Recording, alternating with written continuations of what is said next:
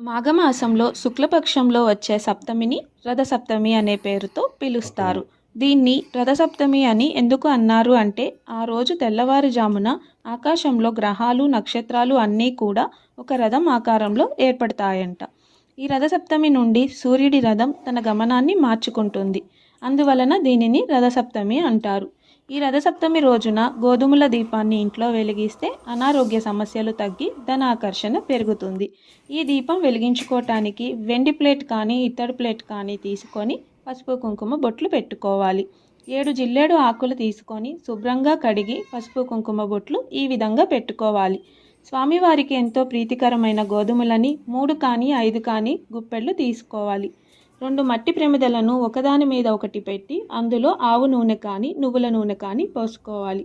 7 వత్తులను తీసుకొని వెలిగించుకోవాలి. తరువాత పూలతో అలంకరించుకోవాలి. ఈ దీపాన్ని